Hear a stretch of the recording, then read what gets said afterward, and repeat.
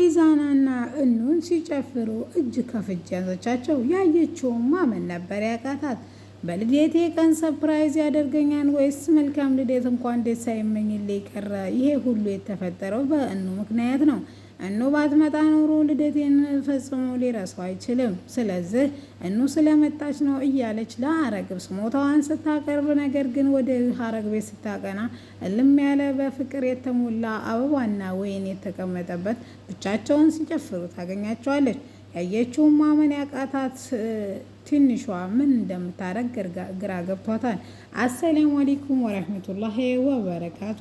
ውድና የተከበራችሁ የፍቅር ጎጆ ቤተሰቦች እንዴት አደራችሁ? እንዴት ዋላችሁ? ሁላችሁንም እንደ ሰዓት አቆጣጠራችሁ ሰላም ሰላም ብያለሁ ማለት ነው። ለዚህ ቻናል አዲስ ከሆናችሁ ሰብስክራይብ አድርጉ፣ ነባሮች ደግሞ ላይክ፣ ሼር እያደረጋችሁ እንድታበረታቱ በአክብሮት እጠይቃለሁ ማለት ነው። ትንሿ እንግዲህ ባለፈው ሳምንት ለማስታወስ ያክል እጁን ለማስደብደብ ቦቼን ልኮት ነበር። ቡች ግን ዛሬ እልም አድርጎ ድብድብና ቅጥቅጥ አድርጓት ነበረ። ይሄን የሰማው ልዑል ደግሞ ማመን አቅቶታል። ወደ ቤት በፍጥነት ሄዱ። ሁለቱንም ጓደኞቹን አቤልና ቹቻን በማፋጠጥ ይሄን ነገር እናንተ ናችሁ እያደረጋችሁ በማለት ይጠይቀዋል።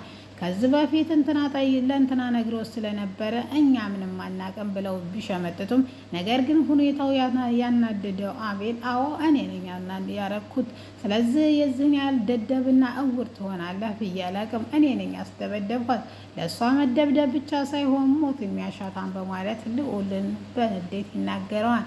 እሱም ሊማታን ቢያስብም ነገር ግን ጓደኞቹ ስለሆኑበት ጥሏቸው ወደ ክላስ ይሄዳል። አቤልም ከዛ ከቤት ይወጣና ተከትሎት ልዑል ይወጣን። ወደ አብርሽ ጋር ነበር የሄደው። እንደተለመደው ልዑል እየደነፋ ወደ እንትና ቤት ሄዱበት ይሄዳል። አብርሽን አንተ እጅህ አለበት ወይ እዩን ሰባበር ላይ ሲልም እሱ ግን ስላሉ ደብሮ ስለነበረ ዛሬ ምንም ነገር አትናገረኝ፣ ምክንያቱም አሁን ከተናገርከኝ ትልቅ ችግር ነው የሚፈጠረው፣ እባክህ ልዑል ሂድልኝ በማለት ይለምነዋል። የዚህ ጊዜ ጓደኛዎች ይዟቸውና አንተም ተው በማለት ይገላግሏቸዋል። ሁላቸውንም ዋጋ እንደሚሰጣቸውና ሁላቸውንም ልካቸውንና ቦታቸውን እንዲያውቁ ነግሯቸው ይሰናበታቸዋል። ይሄን ያየው ቹቻ ምን ማለት ነው? ቦታችሁን ወቁ ምን ማለት ነው? በማለት በሀሳብ እየተብሰለሰለ ነበር። ነገሩ ግን እንዴት ነው? በማለት ቹቻን ይጠይቀዋል። ነገሩማ ትናንትና እናንተ ጥላችሁ ስትሄዱ ደብሮ የነበረ ኩቻ መጥቶ ይቅርታና ምን ማድረግ እንዳልፈለገ ነገረኝ። እኔም እንግዲህ ይቅርታዬን ማደርግልህ እንደዚህ ያደረገኝን ሰው ሰባብረ ስጠልልኝ ነው ስለው እዩ ናት አልኩት። እዩም ሰባብሮ ጣላት። እዩ ቤተሰቦቿ እንደዚህ ቢያዋት ምን እንደሚፈጠር ግራ ስለገባት ስለዚህ ወደ ቤቴ አልሄድም፣ መሄድ አለብኝ ወደ ጆሲ ጋ ነው በማለት ወደ ጆሲ ቤት ነበር ያቀኑት። ይሄን ያየችው ደግሞ ተንትና ጋር ስለነበሩ ከማቅዲ ጋር ወደ ጆሲ ቤት ሲሄዱ ጆሲ ደግሞ ለምን መጣችሁ?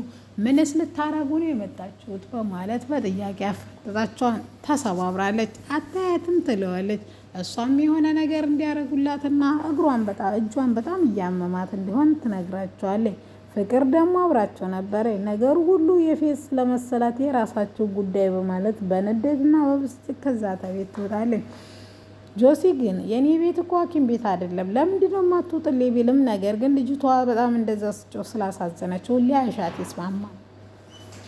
እጇን ካሻት በኋላም ወደ ቤት ትመለሳለች። ቤት ውስጥ ስትመለስ መንገድ ላይ ቹቻና አቤል ተጠብቀዋት ጭውት ይሉባታን ድጋሜ እናገራለሁ ብላ ብታስፈራራቸውም ነገር ግን ልማዷ ስለሆነ ምንም እንደማይደንቃቸው ይነግራቸዋል። ትንሿ ዛሬ በጧት ስትነሳ እትዬና አብዬ ወደ ክፍለ ሀገር ወይም ወደ ቤተሰብ ስለሄዱ ስለዚህ ጥላዋቸው ስለሄዱ ዛሬ ጥሩ ጊዜ እናሳልፋለን፣ በጧትም ተነስቶ ሃፒ በርስዴ ይለኛል በማለት ቀድማ ተነስታ ኩሽና ጉድ ስትል ያገኛታል። እሱም እንኳን አዳና ደርሺ ብሎ ከሳማት በኋላ ምንም ነገር ካሁን ብትጠብቅም ነገር ግን አይዙ ምንም ነገር ሊላት አልቻለም። እንጋደውም መላፋትና መጫወት ጀመረ። ኢዛና ግን ማታ ነገሩን ሁሉ አስተካክሎ ነበረ። ሰርፕራይዝ ማድረግ እንደሚፈልግና የእሷን እገዛ ደግሞ እንደሚሻ ይነግራታል። እሷም ተስማምታ ሀረግ ቤት ሊያረጉ ፕሮግራሙን ተስማምተዋል። ስለዚህ የረሳ ማስመሰል ግዴታው ነበረ። እሷ ግን በተደጋጋሚ የረሳኸው ነገር የለም በማለት ትጠይቀዋለች። ትንሿ ካሁን በጠራት ቁጥር ሀፒ በርዝዴይ የኔ ውድ ይለኛል ብላ በናፍቆት እየጠበቀችው ነበረ። ስለዚህ ይሄን ያጣችው በብስጭት ከቤት ወይም ወደ ሱቅ ለመሄድ ትወስናለች። ባቢ መንገድ ላይ አግኝቷት ጽናትዬ ሀፒ በርዝዴይ በማለት ተንበርክኮ አበባ ይሰጣታል። እጇንም ይሰማታል። አንተ ልጅ አብደሃን ሰውስ ቢያየነስ ብትለውም እኔ ማንንም ቢያየኝ አየሁኝ ነው እንጂ ሌላ ምንም ሊኖር አይችልም በማለት ይመልስላታል። ነገር ግን ስሜን እንዴት አወቀው? እኔ በትንሿ እንጂ በጽናት አልታወቅም በማለት መልስ ትሰጠዋለች። እሱም ይሄን ቢላትም ነገር ግን አይኗን ጨፍና ሰርፕራይዝ እንደሚያደርጋት ይነግራታል። እሷም ብዙ ጊዜ እምቢ ብትለውም ነገር ግን ሲጨቃጨቁ ብዙ ጊዜ መቆየታቸውን ስትገነዘብ እሺ ብላ ትጨፍንለታለች። የሰጣት እንትን ነበረ፣ ቸኮላታ ነበረ። ለምስጋናው ምንም ማለት አይደለ። መልካም ልደት የኔ ቆንጆ ብሎ እንድታወራ ራሱ እድል ሳይፈቅድላት በዛው ቅስፈት ጥሏት ይሄዳል።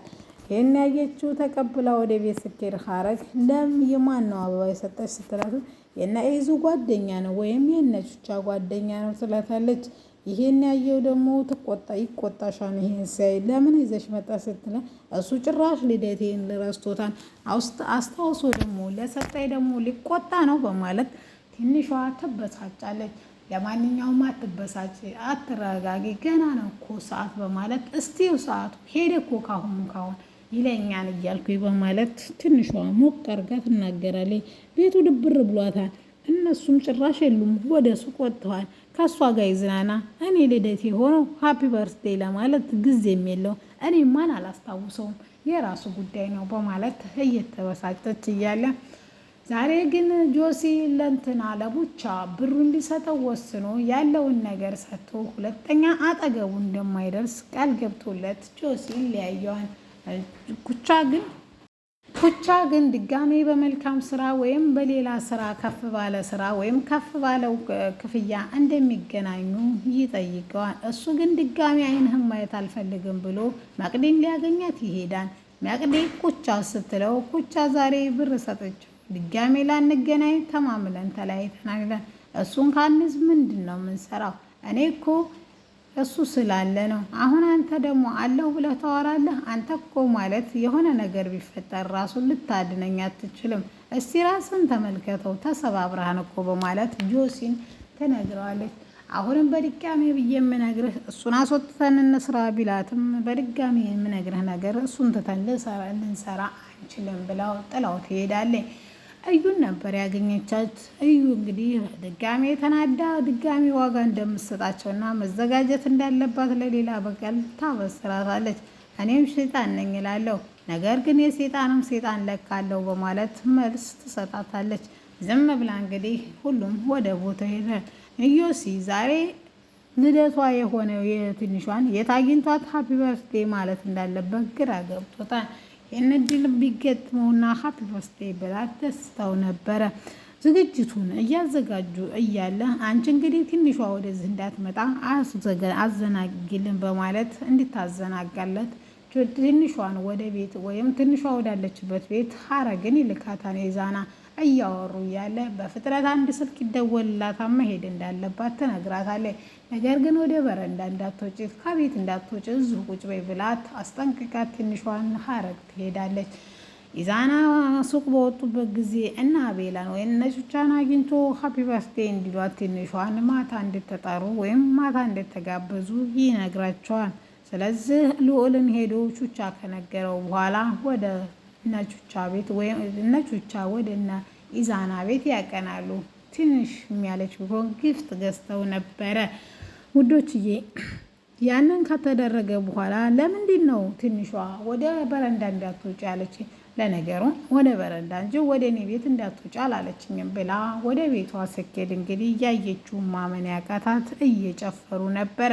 ለምን መጣሽ? ማንስ ጠራሽ? እኛ እኮ ላንቺ ሀፒ በርዝዴይ ወይም ሰርፕራይዝ እያዘጋጀንልሽ ነበረ። እሷን ፈጠን ብላ ነው ባልሽን ዳንስ እያስተማርኩልሽ ነበር ትልና ሁሉንም ነገር ትታ ያቅፋትና ሁሉንም ነገር ትቶ ያቅፋትና የኔ ቆንጆ በጣም ነው የምወድሽ በማለት መልካምን ልደት ሁሉ ተመኝቶላት ለትንሿ እንግዶቹን ከመጡ በኋላ ሃፒ በርዝዴይ ብለው ኬክ ተቆረሰ በኋላ ለስለስ ያለ ሙዚቃ ትንሿና ኢዛና ይጨፍራሉ። ይህን ጭፋሮ ደግሞ እየበሉ እንግዲህ ደስ የሚል ቆይታ ነበር። ቹቻ የፈገግታችን ምንጭ የሆነው እንግዲህ እያዝናና ፈገግ እያስባለን ነበረ። የሙዚቃ ያየችው አብረው ሲጨፍሩ ደም ቢለብስም አይኗ አማራጭ ስለሌላት ዝም ብላ ተቀብላለች። ውድና የተከበራችሁ የፍቅር ጎጆ ቤተሰቦች ትንሿ ድራማ ክፍል 29